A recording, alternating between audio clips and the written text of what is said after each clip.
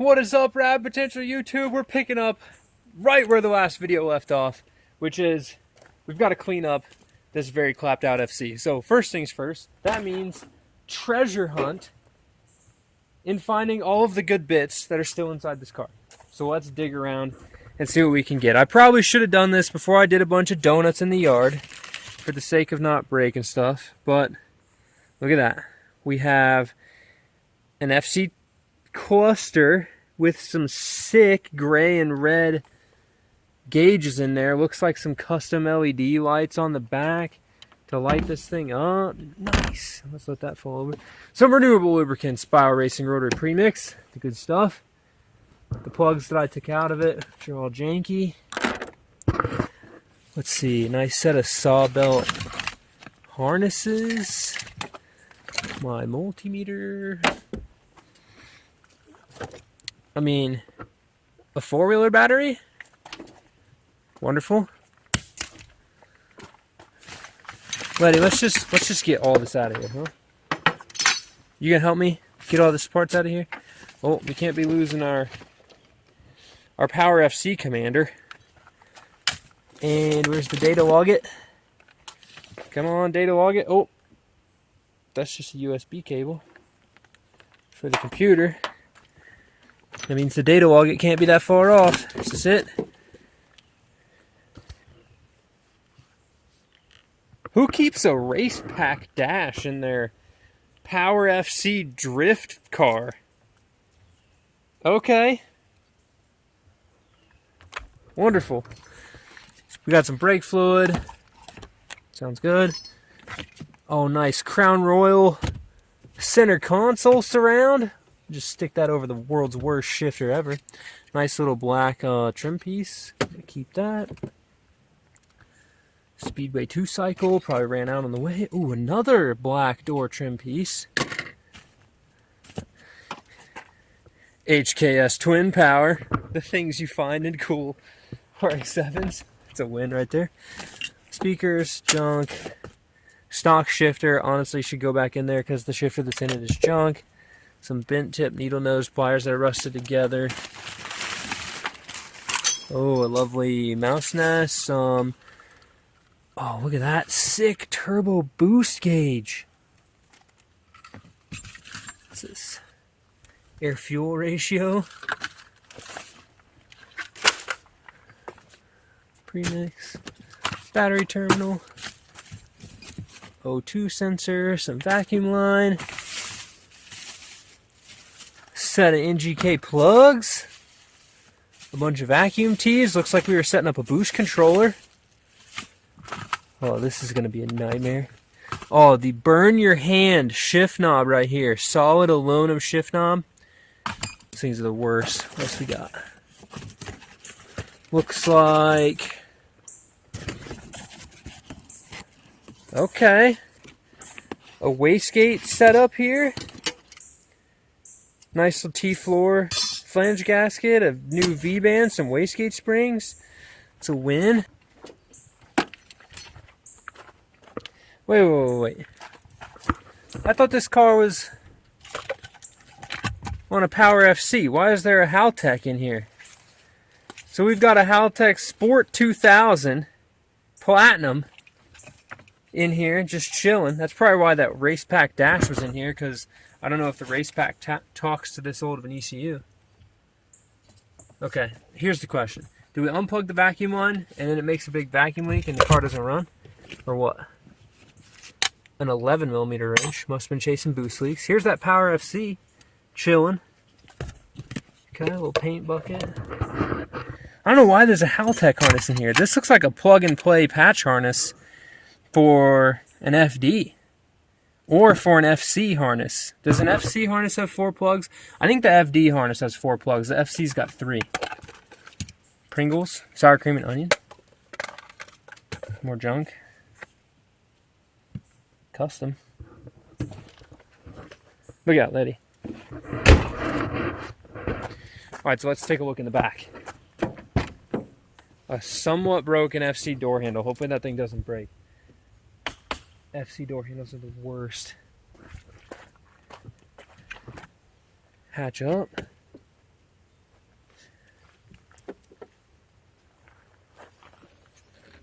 go. That took a lot of force to go up. Stay. Look at the speaker wells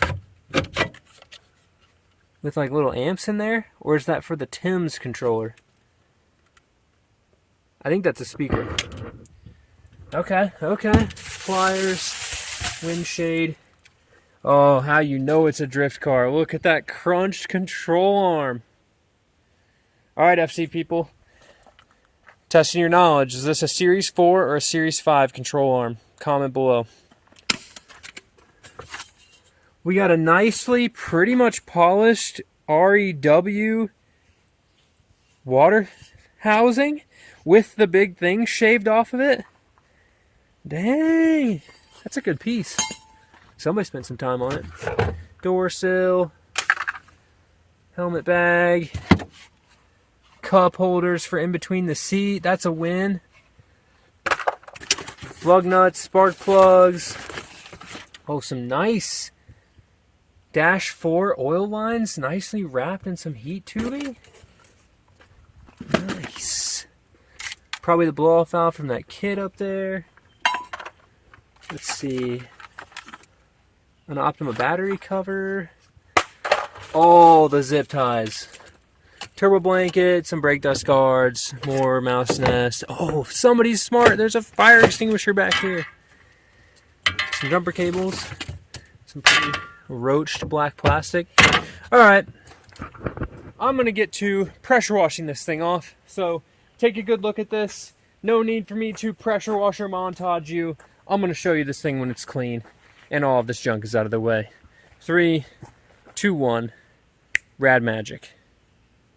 Rad magic. Movie magic. Look at this thing now.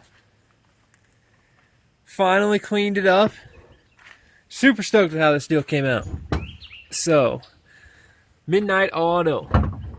Reading one of y'all's comments, which is actually super cool. Not reading the comments, but what the comments said. So reading the comments is super cool, but also what the comments said. Basically, Midnight Auto used to be a little shop in Huntsville, and I think it still exists, which is kind of cool. And apparently this REW FC's been around for a real long time, which is also really cool. Go ahead and pull my cover off this air filter here. So after a good pressure wash, this thing actually cleaned up super nice. I'm interested to see just here in a second if it actually fires back up after everything's gotten wet. It's definitely, you know, been a day since I did this, but looks like steel pipe, not aluminum. Aluminum. Front mount, not too bad. Still trying to figure out whether this is truly like an S4 or an S5 car. I think it has, or had, I ripped it all out, a bunch of S5 interior parts, but I'm pretty sure this is a Series 4 car, but I could be wrong. It's been a minute since I've worked on FCs. The reason that I kind of am curious is, it's hard for y'all to see because of the sunlight, but the headliner is actually cut for the seatbelt slider. I don't know if you can just switch to like a Series 4 set of belts in a Series 5 car. But interior looking super nice. Now I got it cleaned up and ripped out. So we'll get everything clean, get what we need put back in here. This car is going to be just a drift car, kind of like a streetable drift car. So it will get a full cage. So no need to put everything back in yet. And then I believe I'm going to have to convince Charles to let me come snag it. But Charles has a nice like FC one-piece foam wing, which is what this car would have had on it. As you can see here, the foam is all, you know, ripped off. But we'll get that wing from him and get it sprayed black and throw it on here and get that looking clean. But pressure wash the door panel up. The thing that stinks though is I don't know if this car's been leaking water for a while or what, but it had some water under the carpet. And I know that I pressure washed everything, so it could have gotten water in there from that. But a couple of these seat bolts were real tough to get out. And it's very common on the FCs and the first gens. When you get water in the floor, the seat bolts rust and those brackets rust out. I actually had to cut basically the whole driver floor out of my car because it was all rusty. And I know my buddy Zach, who has a super mint FC The only little bit of rust in his whole car is on one of his seat brackets where it rusted out. I believe this front one on the driver's side. So I don't have a battery box anymore because we took the interior out and the battery was literally just sitting in the bin. So we'll have to make one of those. Even pressure wash the fuel door. And the other funny thing is, when you do donuts in your front yard, on stretched 225s on what looks like a 17 by 9 or 10 or something, you pop a tire off a bead. So this tire came off the bead a little bit, or it got dirt in the bead, so I'm going to have to air that back up, which is just, you know, it's why you can't race a whole rally on winter snow tires, because the sidewalls aren't stiff enough. You like have to run a rally tire. So let's see if a little bit of water keeps this thing from running. But it's nice, you can actually see the engine. I pressure washed all that. Power steering pump's clean. Look, our power steering level is great. So I'm excited.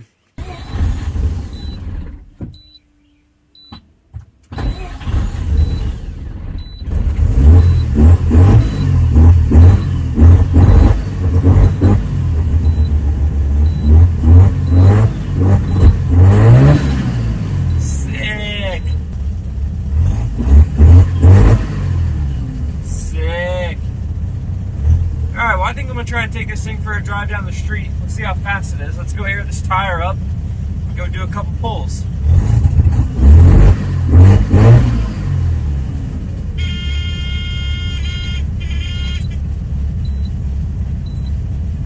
Turbo timer, go away.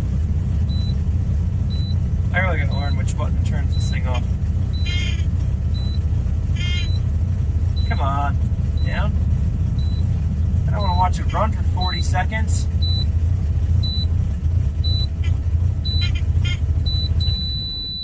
Okay. Turbo timers. It's like it's got an old journal bearing turbo on it. We're not 8,000 RPM shutting the key off. It's not like we need to wait for this thing to spool down. It's spooled down already by the time you let off the throttle. So I don't have the seat bolted in at all. So I'm just going to jam a screwdriver down in the seat bracket hole. That'll at least keep me from flipping over backwards. What's crazy is I can hear the air coming out of the tires. Just sitting here. It's just like... Also, the super annoying light is actually the battery light, so it might not be charging after the alternator got a little wet. So hopefully the alternator is just going to dry out and then it'll work.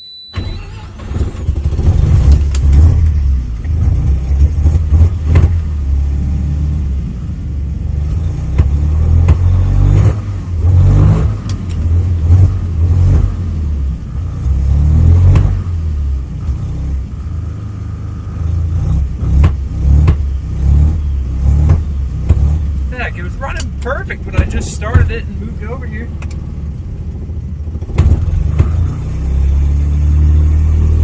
Now it sounds like I'm missing a coil. Okay, so it seems the fuel pump stays on the whole time, which is not good. We need that to be controlled by the ECU. The fuel pressure gauge in the front either doesn't work or doesn't show any pressure. I can feel and I can nearly pinch the return line shut, which is just like rubber stock FC line, but I did tighten the fittings on the fuel filter and it doesn't seem to be leaking fuel anymore. Did that the last time we drove it, so not a huge worry about the fuel leak. Now we're not making enough fuel pressure. I'm curious if it does have a nice Aeromotive fuel pressure regulator, which is a win, quality parts, but the gauge doesn't seem to be working, so it's either not making pressure or the gauge is broke. My guess is probably both, because when I pinch the line shut, I don't get any fluctuation of anything on the gauge. The second thing is that the fuel pump could be not stoked. Reason I mentioned that, say you accidentally leave the key on, say the car dies, say whatever, the fuel pump runs constantly, which means the fuel pump's going to get a workout just chilling, especially if you're trying to cool your car down, run the electric fans, etc.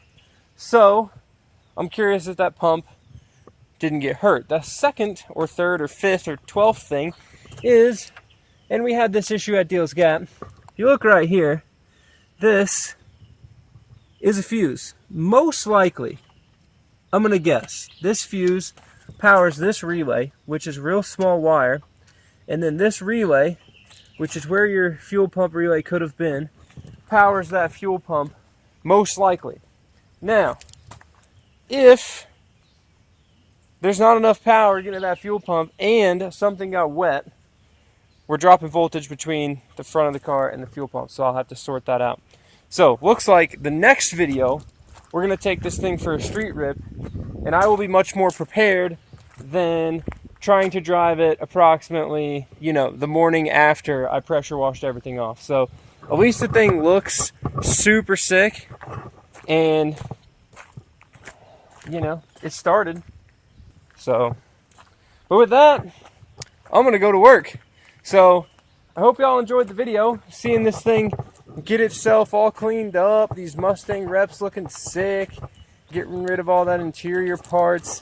One thing to note about this car, it is, like I said, becoming a drift car. So, this Racing Beat exhaust, we're putting a single exit on it. If you have interest in an FC Racing Beat exhaust, let me know. Message me on Instagram. Email me, radpotential@gmail.com. The black interior, I'm pretty sure, is already spoken for. But if you have interest in the black interior, same thing. Instagram, email me, do what's up. If you need other, maybe assorted, some FC parts here and there, I know Richard, my buddy who has this car, does have some stuff. So comment below if there's stuff you're looking for. And if you have FC parts and also read the comments, maybe you can help fulfill some other FC owners' dreams with some nice FC parts. So with that, thank you guys so much for watching. I'm stoked that you guys are enjoying the Red FC content. I'm not stoked that we couldn't go drive the car in this video, but it is what it is. Like I said in the previous video, I really want to get this thing reasonably wiring stuff fixed so that when I change the engine, there's just less variables that are changing at that time, because that makes it easier on me as a changer engine guy to sort out issues when I do change it if there's any problems. So we'll get most of this stuff tidied up, maybe throw some clear coat on this deal. It looks like the front clip's off a different car. It's got a Series 4 bumper on it. I don't know, this thing's a mixed match FC parts. But thanks for watching, guys. Keep it rad. We'll see you in the next one. FC. Can y'all hear it leaking? Man, that irks me that this thing's just not wanting to run, but I don't think I ever heard the fan come on. So I think we've got some wiring fun to diagnose. And when we were at Deals Gap this year, how the fuel pump was wired on Richard's other car, i.e. the black one over there, which is similar to this to have the fuel pump run basically full power to the relay, actually shorted out and the car wouldn't run. So I'm curious because I can hear the pump laboring right now more than it was yesterday. If either one of two things, we stirred some junk up and it got in the filter and we need to change the fuel filter, or the pump is actually just hurt. So we'll see. Peace. Alright guys, welcome to, I just got home from work and came out here and tried to start the car, and it started and it seems like it's running. And since I just got home from work, we're going to take the dog for a ride with us. So, because no interior, this is Letty riding in the back of an FC RX7 drift car because she likes going for rides. Hopefully she makes it. What do you think, Letty? Huh? You having fun back there? What do you think? Think we need to get an FC missile car just so you can ride around in it? Oh, this would be good for you, wouldn't it be, dog? We just pulled the seats out. You can just stand over here. Maybe we get you like a little harness to hold you in place, yeah? You're gonna have all sorts of fun. Alright, mainly guys, I just want to see if this thing will like pull through the gear. I'm probably going to change the fuel pump in here. We're probably going to redo a lot of the fuel lines and just improve some stuff. This is my neighbor Tim looking at me like I'm stupid because I'm driving a missile car, but we'll see what she does.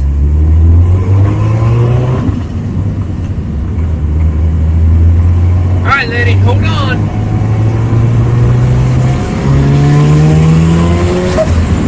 Whoa, lady. Missed third. Hey, this thing runs pretty good, doesn't it, dog?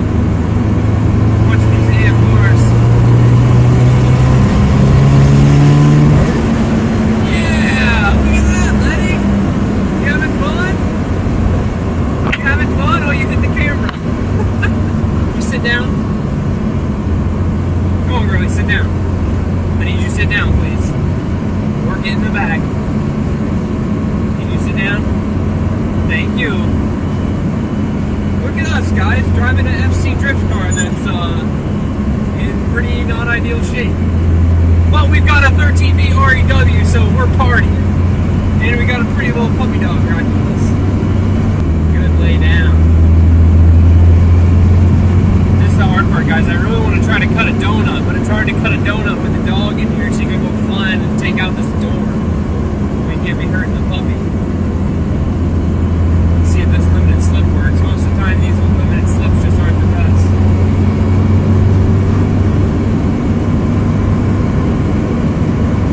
Okay, it must have a good bit of toe out in the front because it likes to turn in. I know it has some sort of an angle kit, but we'll get under there and look in one of the next videos.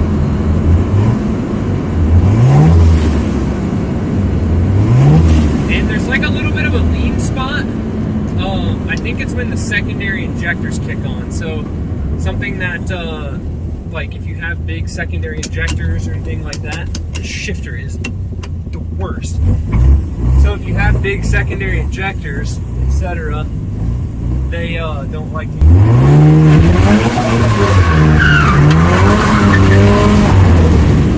You survived? Oh. Okay, where was I at? Are you okay? Did you hit your head? I'll have to review the footage. We're shifting. No, man, go in gear. Okay, right there. Alright, we can cruise. So, when your secondary injectors kick on, there's this thing called peak and hold. And what peak and hold is that the primaries stay firing at where they're at, and then the secondaries come on, and it makes this big draw on the fuel system, to which causes low fuel pressure for that instant, which means your car runs lean upon the transition into the secondaries. So I think that's what's happening. This probably isn't enough pump, or there's a restriction in the line or something. Just that when the secondaries are kicking on, it's dropping down a little bit lean. It's not a huge deal, because once we get through it, the pump catches back up, we take off and we drive. So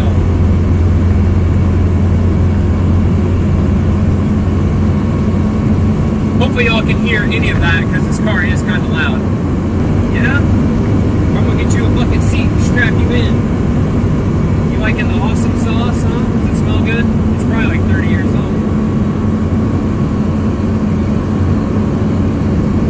Alright guys, well this turned out to be a great video. I'm excited. We got to drive the car down the street, and we did a donut. I can tell you, after driving that blue FD, holy shoot, this thing drives like a 1929 Model T compared to that blue FD. That FD was on Olin's and like all sorts of good stuff, and this thing is just like, you know, some eBay coilovers, and it's kind of neat. But hey, we're doing the thing. We're out here driving. Letty knows we're downshifting, slowing down. She's ready for a pull. Alright, girl, you think we got a 1-2 shift in us or no?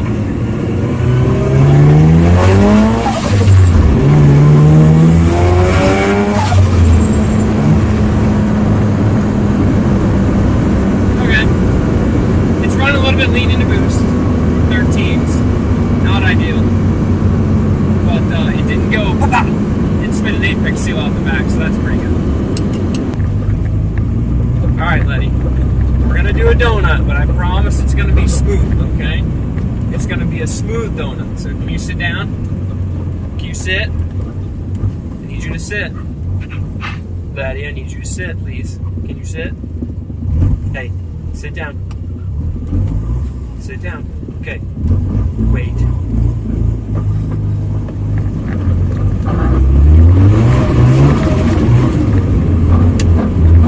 Yeah, that's not too bad.